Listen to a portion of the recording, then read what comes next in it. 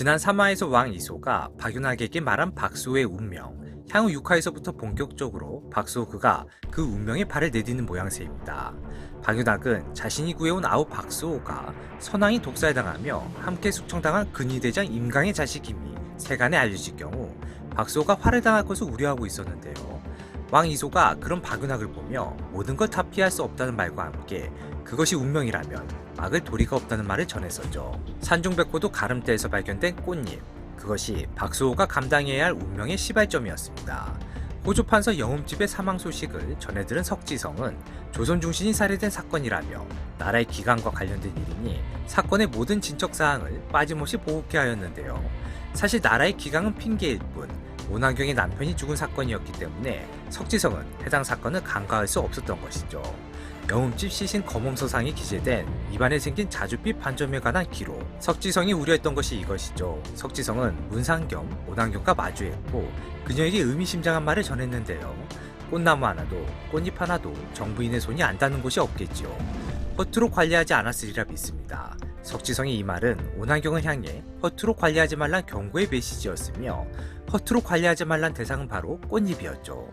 산중백호도 가름대에서 나왔던 꽃잎, 영음집이 치우라 하는 걸 박수호가 챙겨왔고 우연히 꽃잎이 물에 녹으며 향이 났으니 그 향이 죽은 영음집의 입에서 맡을 수 있었던 달큰한 향, 그 향임을 박수호가 알아차렸습니다. 공개된 6화 예고편에 꽃잎이 녹아든 물에 벌들이 죽어있는 걸 박수호가 확인하거든요. 그는 분명 영음집의 사인이 꽃잎이 녹아들어 독이 된 물을 마셔 사망에 이르렀음을 직감하게 될 것 같습니다. 실제로 오난경은 영음집이 죽기 전날 밤 그에게 폭행을 당한 이후 자기 전 또는 자던 도중 마실 수 있는 물인 자릿기를 올리겠다 말했는데요. 아무래도 그 자릿기가 꽃잎이 녹아든 독이었던 것이죠. 결국 용독이란 하인이 호판을 죽이지 않았음을 알게 된 박수호는 오난경을 찾아가 용독이 가지고 있던 가락지가 정말 호판 대감의 것인지를 재차 확인하려 드는 것 같습니다. 오난경의 입장에선 어떻게든 영읍집의 사인이 독살이 아닌 하인 용독에 의한 타살로 사건이 종결되어야만 하는데요.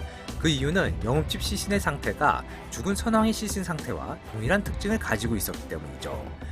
죽은 선왕의 시신에서도 입안에서 자줏빛 반점과 달큰한 향이 났었기 때문인데요. 왕 이소는 당시 세자였으며 아버지 선왕의 시신에서 그 특징들을 발견하였으나 이를 문제 삼을 수 없었습니다. 하지만 박수호가 영음집의 사인이 독살이라 밝혀낸다면 왕 이소는 이를 근거 삼아 선왕의 죽음이 독살이었음을 확실히 하고 선왕을 죽인 이들을 공개적으로 색출해낼 수 있는 명분을 갖게 될 것인데요.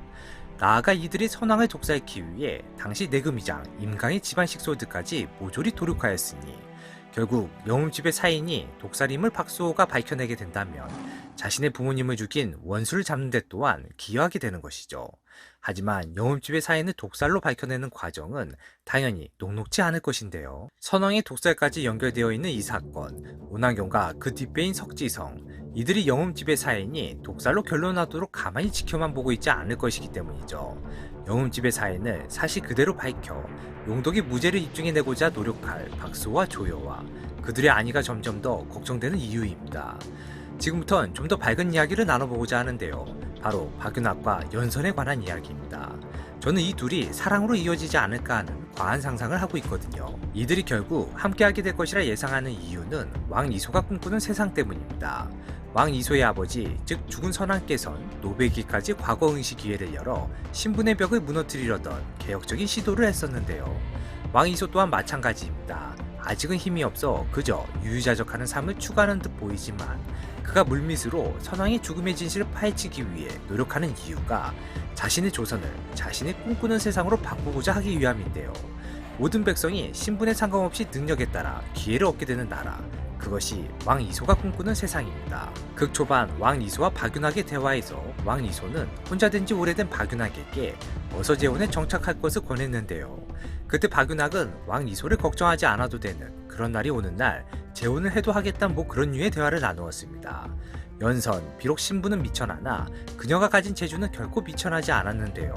분명 왕 이소가 꿈꾸는 세상이 열리게 될 경우 연선과 같은 인물이라면 크게 쓰임받아 자신의 뜻을 펼칠 수 있는 훌륭한 인재라 보여지거든요.